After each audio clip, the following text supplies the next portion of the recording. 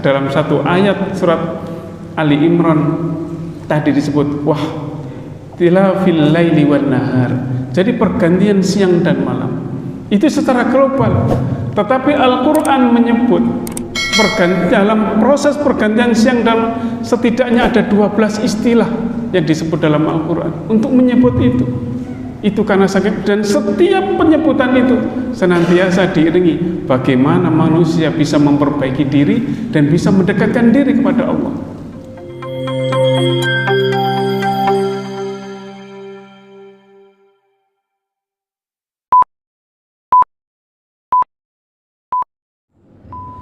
Assalamualaikum warahmatullahi wabarakatuh. Assalatu wassalamu ala asyrafil anbiya'i wal mursalin sayyidina Muhammadin wa ala alihi wa sahbihi ajma'in. Amma ba'du.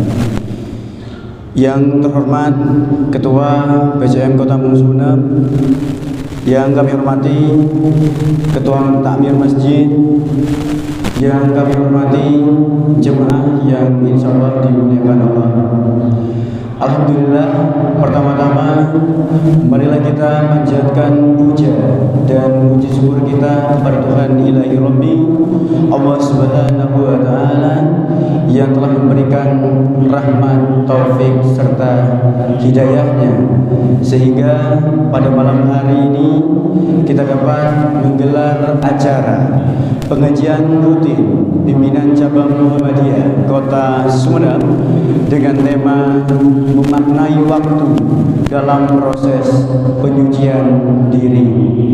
Jemaah yang insya Allah dimuliakan Allah, yang kedua kalinya salawat beserta salam semoga tetap tercurah limpahkan keharibaan baginda Nabi besar Muhammad SAW yang telah mengangkis kita dari zaman jahiliyah menuju alam terang seperti saat ini dengan adanya ad-dinul Islam.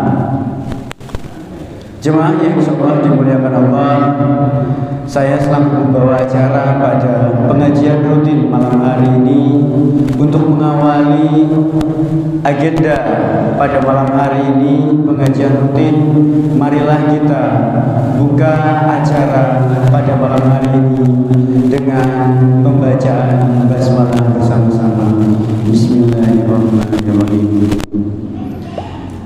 Jemaah, pada agenda yang selanjutnya yakni pembacaan ayat-ayat suci Al-Quran yang akan disampaikan oleh yang terhormat Rida Halil, kepadanya dipersilahkan.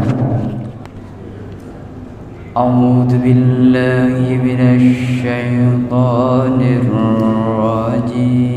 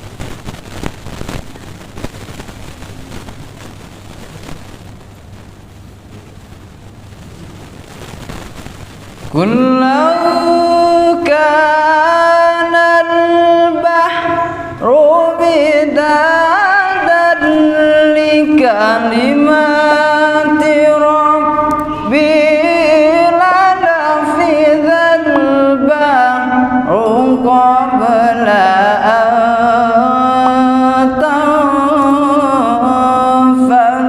kalimatu rabbi.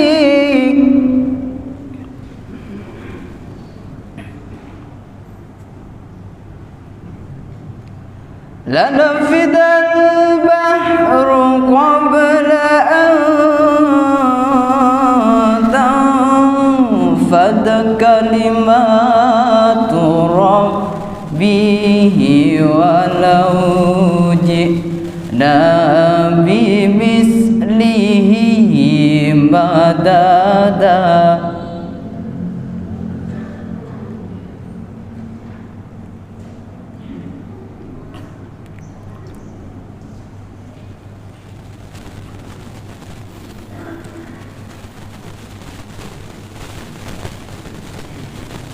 Qul innama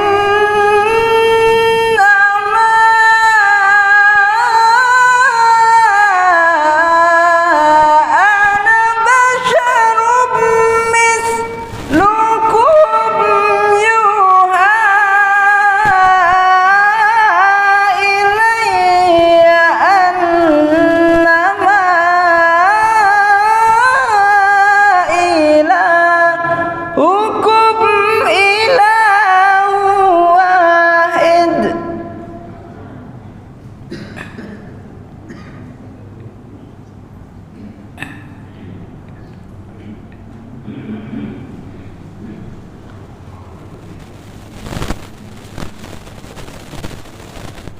Faman kana yarju liqa'a rabbih falya'mal 'amalan salihan.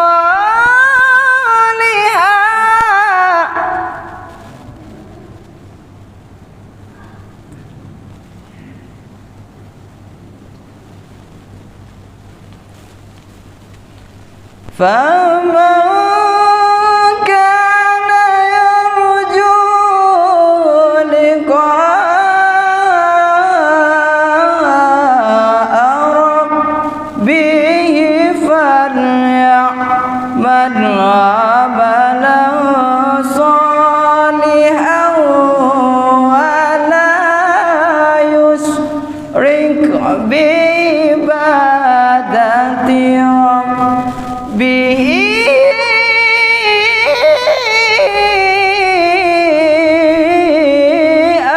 أحدا.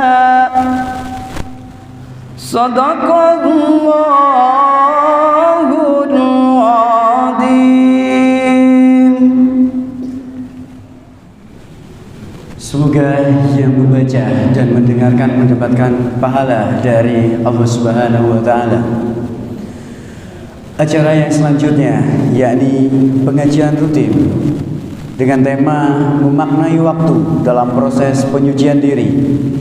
Kepada yang terhormat Ustadz Haji Bahrus Surur MAG, kepadanya dipersilahkan. Assalamualaikum warahmatullahi wabarakatuh. Alhamdulillah, alhamdulillahilladzi arsala rasulahu bil huda wa dinil haqq liyudhhirahu 'alad dini kullihi wa kafa billahi shahida. Ashhadu an la ilaha illallah wahdahu la syarika lah wa ashhadu anna Muhammadan abduhu wa rasuluh la nabiyya ba'dah. Allahumma salli wa sallim wa barik ala nabiyyina Muhammadin wa ala alihi wa sahbihi wa mawalah. Qala Allah Ta'ala fi kitabihil karim, a'udhu billahi minasy syaithanir rajim. Bismillahirrahmanirrahim. Inna fi khalqis samawati wal ardi wa ikhtilafil laili wan nahar la ayatin li ulil albab alladzina yadhkuruna Allaha qiyaman wa qu'udan wa 'ala junubihim wa yatafakkaruna fi khalqis samawati wal ard rabbana ma khalaqta hadza batila subhanaka faqina adzabannar. Bapak Ibu jamaah salat maghrib Masjid Darussalam dan jamaah pengajian pimpinan cabang Muhammadiyah Kota Sumeneb, bersyukur kita bisa menjalankan sholat maghrib berjamaah, melanjutkan dengan berzikir, lalu kita berusaha bersama-sama mentadabburi ayat-ayat Allah. Saya juga mengucapkan selamat dan sukses untuk Pak Yai Marti Kusdani bersama pimpinan cabang PCM kota yang lain yang telah menjalankan Muspimcap, musyawarah pimpinan cabang, yang kalau di dalam ADART itu disebutkan minimal sekali dalam satu periode, tetapi ini dilakukan setiap tahun. Ini luar biasa. Insya Allah memberikan kebaikan dan memberikan kemajuan bagi pimpinan cabang Kota Sumeneb. Amin ya rabbal alamin. Bapak Ibu jamaah salat maghrib yang dirahmati Allah, di antara hal yang kita jalani setiap hari itu, yang kita alami, yang kita lewati dalam kehidupan ini, itu adalah waktu. Tetapi kalau kita ditanya apa toh waktu itu, maka kita kadang-kadang susah menjawabnya, meskipun kita menjalani dalam setiap detik, setiap saat dengan waktu itu. Ada yang mengartikan bahwa waktu itu adalah rangkaian peristiwa yang berlangsung secara terus-menerus dari masa lalu, masa kini, sampai masa yang akan datang, yang diukur dengan durasi. Durasi itu jangka waktu tertentu dan interval waktu tertentu setiap kejadian yang terjadi itu. Jadi itulah waktu. Atau ada yang mengatakan bahwa waktu itu adalah ukuran bagaimana suatu keadaan atau peristiwa itu terjadi dan berapa lama berlangsung. Nah, itu waktu, berapa lama berlangsung. Dan ini sering diukur berdasarkan pergerakan benda langit, pergerakan bulan, pergerakan matahari, atau dihitung berdasarkan jam. Nah, dari sini kita kemudian bisa memahami bagaimana ketika Al-Quran itu menyampaikan hal tentang waktu. Dalam Islam, dalam Al-Quran, waktu itu tidak sekedar sebagai tanda kronologis sebuah peristiwa. Jadi waktu ini, masa lalu, masa kini, masa akan datang, per detik, per jam, dan bukan sekedar itu. Tetapi waktu itu adalah ayat. Ayat itu adalah tanda kekuasaan Allah yang syarat makna dengan makna spiritual. Bisa etis, teologis, tapi juga tentu saja secara kosmologis juga ada. Jadi kalau secara spiritual ada, maka kita kembalikan pada ayat Al-Quran. Ayat yang paling sering kita dengar, yang paling sering kita baca itu adalah surat Ali Imran ayat 190. Inna fi khalqis samawati wal ardi wa ikhtilafil laili wan nahar la ayatil liulil albab. Sesungguhnya dalam proses penciptaan langit dan bumi dan juga pergantian siang dan malam itu ada tanda kekuasaan Allah. Untuk siapa? Liulil albab. Untuk orang-orang yang berpikir, untuk orang-orang yang mau merenung, untuk orang-orang yang mau mentadabburi baik ayat qauliyah maupun ayat kauniyah. Nah, ini menjadi sangat luar biasa. Diteruskan kembali, lalu bagaimana ketika sudah mengetahui proses penciptaan langit dan bumi serta proses pergantian siang dan malam itu?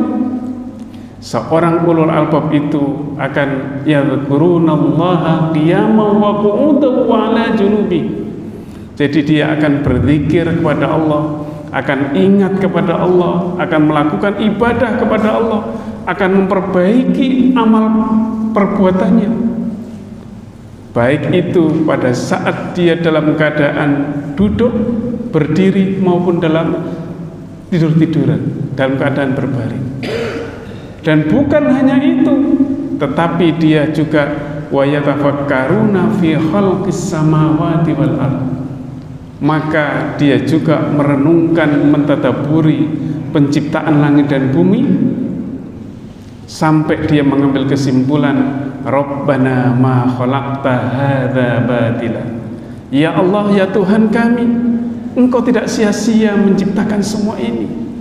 Dan terakhir, subhanaka faqina adzabannar, maka maha suci Engkau ya Allah, maka jauhkan kami dari jilatan api neraka. Jadi proses alam yang terjadi, yang kita alami ini, itu adalah mengantarkan seseorang pada proses tazkiyatun nafas itu. Maka Al-Quran hampir setiap menyebut suatu tanda waktu itu senantiasa dikaitkan bagaimana dia ingat kepada Allah, bagaimana dia menjalankan ritme ibadahnya itu. Coba kita berpikir tentang Adz-Dzahr misalnya.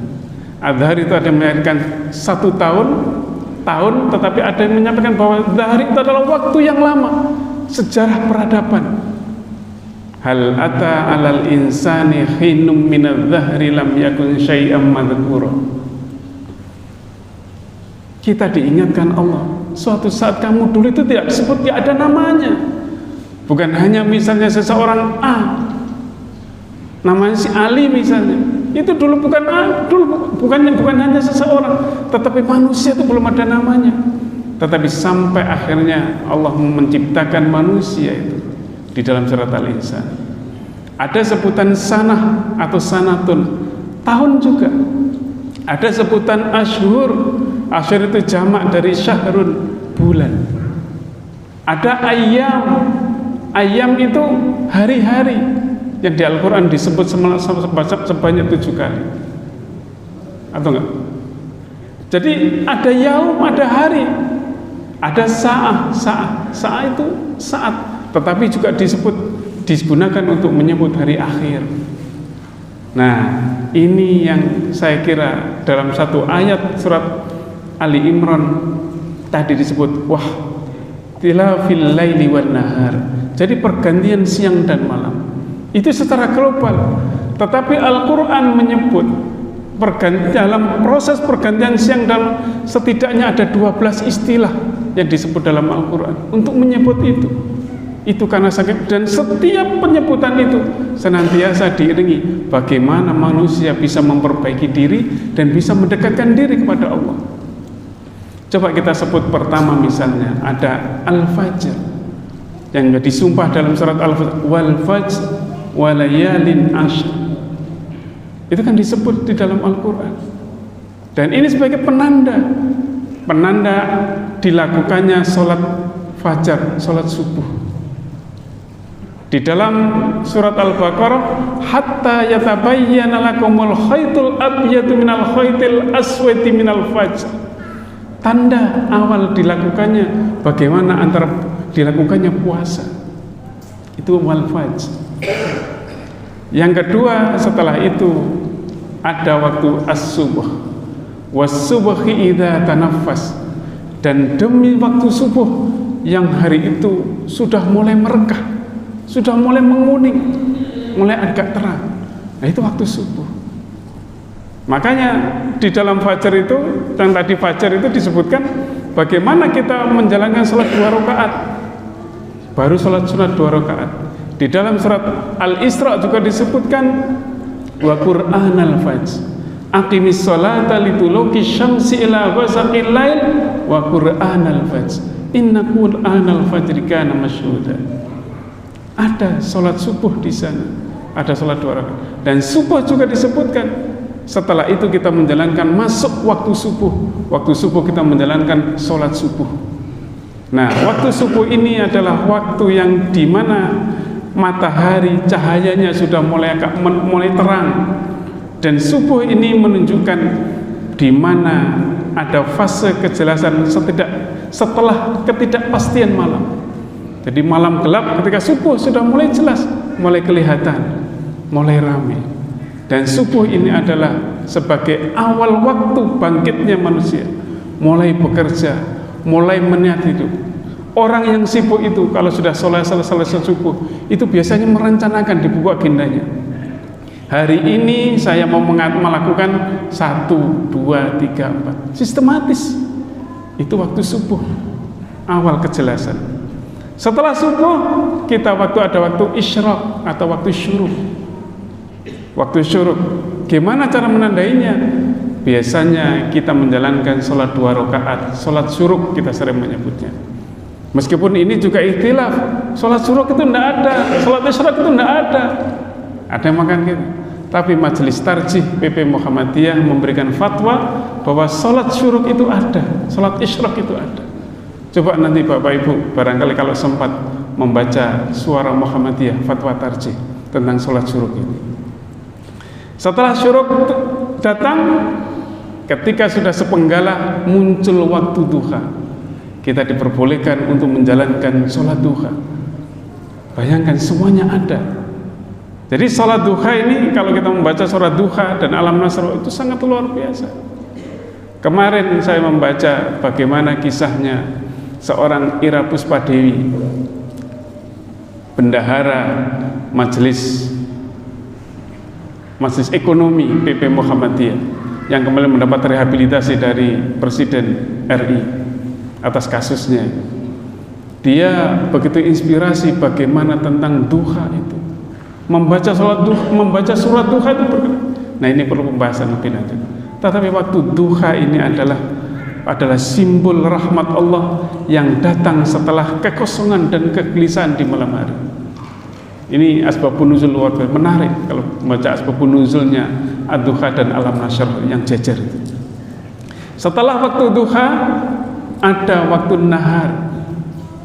Wa ja'alna an-nahara ma'asya. Dan kami jadikan siang untuk mencari penghidupan, kata Allah. Jadi waktu siang ini adalah sebagai waktu ikhtiar kita, waktu bekerja kita, bukan sekedar rutinitas. Kalau rutinitas selesai, tidak ada apa-apanya. Nah, itulah kita perlu ada fase produktif itu di siang hari ini. Fase produktif dan kerja keras ketika sudah mulai masuk siang itu. Nah, setelah siang nanti di pertengahan itu ada aqimis sholata liduluqis syams, ketika tergelincir matahari. Ada yang menyebut dengan waktu zawal. Waktu zawal itu pergeseran waktu di tengah matahari, di tengah mulai bergeser. Kalau kita mengatakan bergeser ke timur, ke barat, mulai bergeser ke barat. Itu waktu duluqis syams, tergelincir matahari. Dan kita dimulai sholat duhur itu. Aqimis sholata liduluqis syams. Nah, ini menjadi awal bergesernya waktu. Setelah itu ada waktu asar. Wal as innal insana lafusq. Kalau waktu cukup nanti akan kita bahas surat Al-Asr sedikit. Jadi Al-Asr ini adalah simbol usia manusia. Jika tidak diisi dengan iman dan amal soleh, maka dia akan menjadi orang yang merugi. Setelah salat asar, setelah waktu asar, ada namanya al-masa. Al-masa itu adalah waktu sore. Waktu sore. Fa subhanallahi hina tumsuna wa hina tusbihun. Maka bertasbihlah kalian semua ketika sudah datang waktu sore dan waktu pagi. Kita dianjurkan untuk membaca doa, zikir pagi dan sore. Jadi ini sangat luar biasa. Mulai di situ kita mulai bisa membaca doa zikir pagi dan sore. Maka bertasbihlah kata Allah kepada Allah di waktu petang dan pagi. Tumsun al-masa, waktu sore itu. Setelah waktu sore itu al-masa muncul al-ghurub. Al-ghurub itu adalah waktu terbenamnya matahari. Kita dianjurkan untuk tidak keluar bersama anak-anak kalau sudah menjelang waktu maghrib, ghurub itu.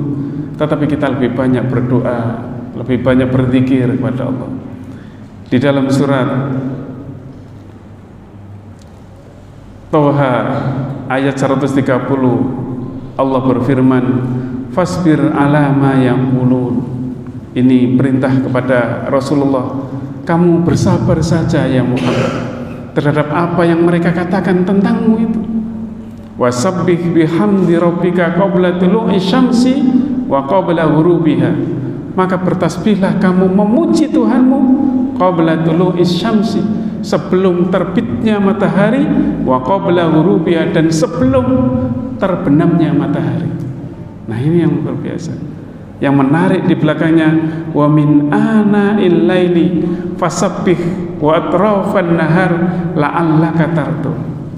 La'allaka tardu, kata Allah, supaya kamu itu merasa senang, merasa tenang, diridhai oleh Allah.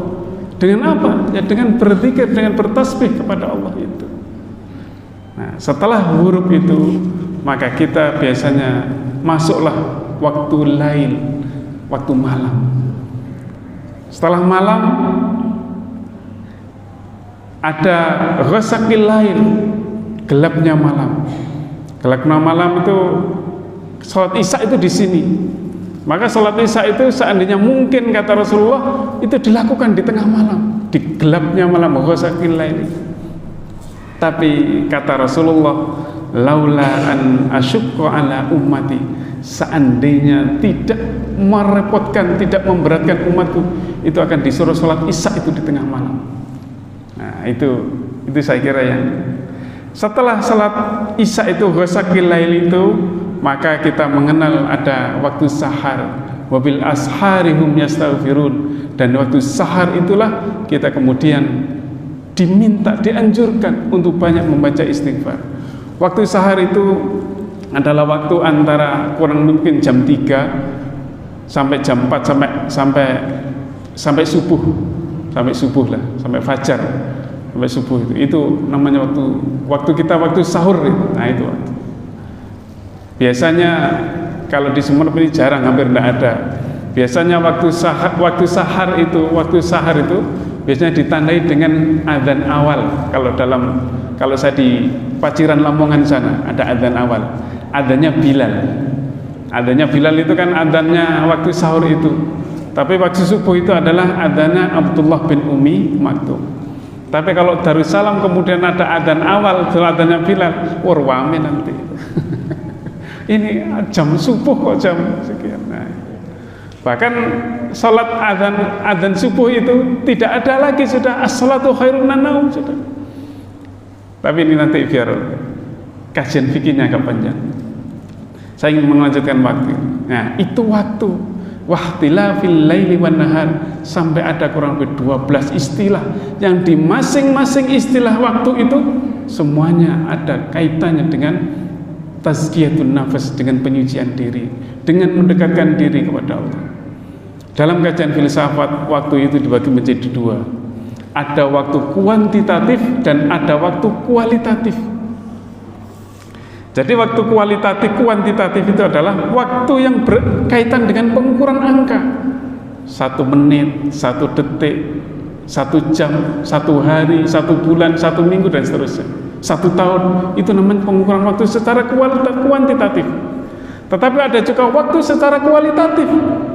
Kualitatif diukur dengan gambaran pengalaman seseorang, dengan makna dan isi apa yang dilakukan ketika dalam waktu itu, bagaimana rasanya menjalani waktu itu, dan apa yang dilakukan ketika waktu luang, waktu sempit, dan seterusnya. Yang kedua, waktu kuantitatif itu berkaitan dengan berapa menit, berapa detik, dan seterusnya. Tapi kalau waktu kuantitatif itu lebih berkaitan dengan apa yang kamu lakukan dengan sepanjang waktu itu, dan mengapa kamu lakukan ketika waktu itu, atau bagaimana kamu menjalani waktu itu. Nah, itu terkait dengan. Dan yang ketiga, waktu kuantitatif itu sering diukur berdasarkan satuan angka. Tadi itu beberapa dan dapat dihitung berdasarkan detik. Dan ini biasanya yang sering dijadikan untuk menghitung kinerja seseorang. Jadi kalau misalnya seseorang masuk sekolah, berapa hari dia masuk sekolah? Kalau di kantor berapa hari dia masuk kantor, kan begitu. Itu hitungannya secara kuantitatif. Jadi kalau dihitung bagaimana frekuensinya, bagaimana termasuk jumlah yang objek dan dihitung secara statistik, itu namanya waktu kuantitatif. Tetapi kalau waktu kualitatif adalah bagaimana dia mengisi waktunya. Makanya ini kadang-kadang menjadi pertanyaan bagi kita. Ketika seseorang itu kinerjanya dihitung hanya berdasarkan hari, berdasarkan jam, maka itu akan kemudian ada yang timpang. Timpangnya bagaimana?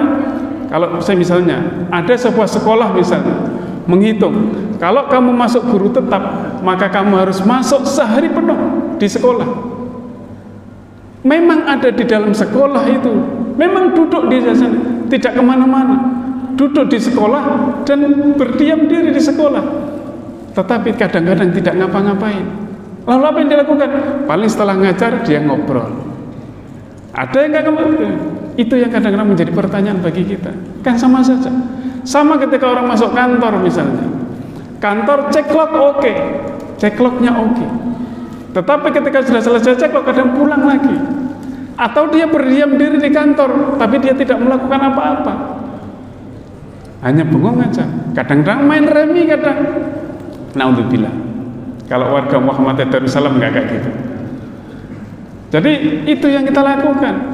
Lah apa yang kita lakukan? Itulah waktu kuantitatif karena jadi hitungan itu. Coba seandainya misalnya di sekolah misalnya, oh saya nggak ngapa-ngapain, saya membuat video yang kira-kira bisa digunakan untuk promosi sekolah, kan begitu. Saya memfoto anak-anak yang lagi belajar, lalu saya unggah ke media sosial saya, biar sekolah saya juga diketahui oleh orang lain, kan begitu. Oh misalnya kalau di kantor misalnya, oh ada yang kotor saya bersihkan. Nah itu menghitung waktu kualitatif. Sama ketika kita datang ke masjid misalnya. Iya kalau kita sekarang seperti mentadabburi ayat Al-Quran, ngikutin pengajian seperti ini.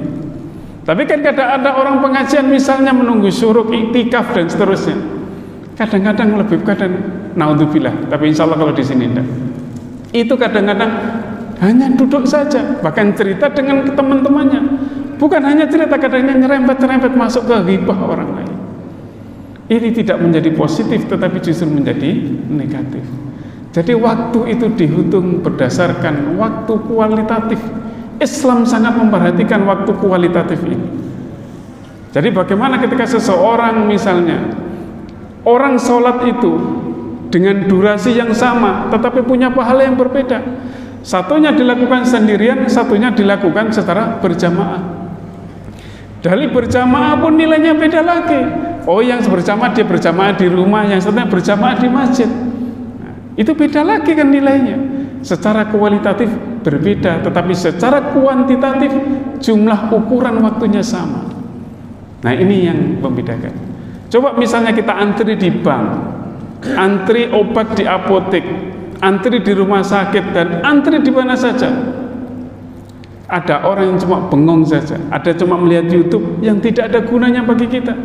Tetapi satunya dengan waktu yang sama, dengan durasi yang sama, dia membaca Al-Quran, dia berzikir. Nah itu nilai kualitatifnya di situ. Islam mengajarkannya begitu. Sama-sama antri, sama-sama menunggu lampu merah di perempatan atau di pertigaan. Satunya cuma ngeliatin sepeda motor lewat, mobil lewat.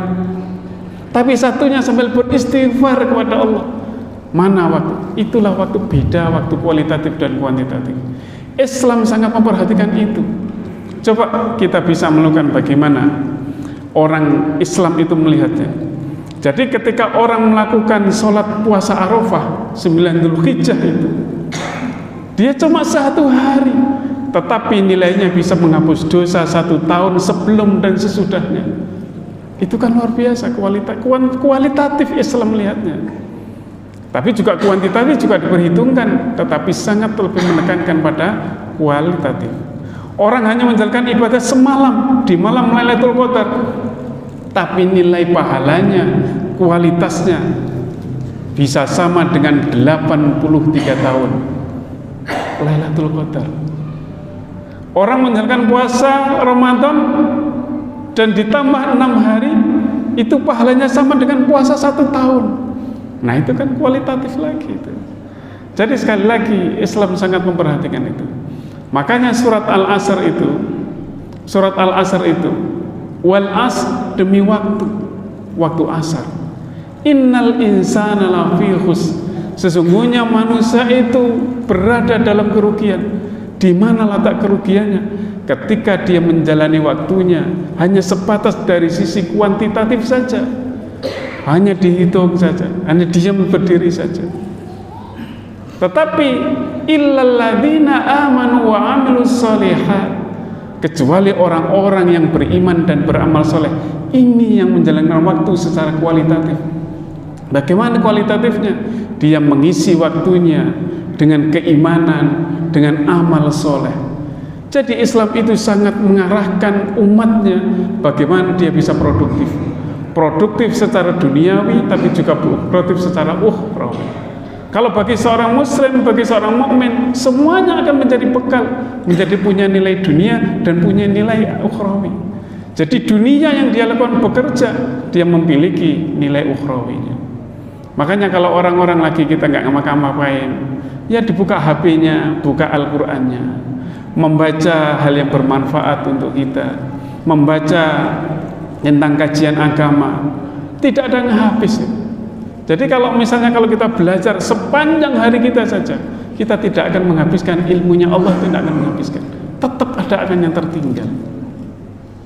Jadi kalau Imam Al-Ghazali itu umurnya cuma 55 tahun, tetapi bukunya, karyanya yang sampai dibahas sampai sekarang itu mencapai 450 judul kitab. Dan satu kitab itu kadang-kadang bukan hanya satu jilid. Kayak Ihya Ulumuddin itu menjadi 5 jilid, ada yang 2 jilid, ada yang 3 jilid. Itu Imam Al-Ghazali. Imam An-Nawawi itu usianya cuma 43 tahun, tetapi ini karyanya itu mencapai sampai 300-an judul buku.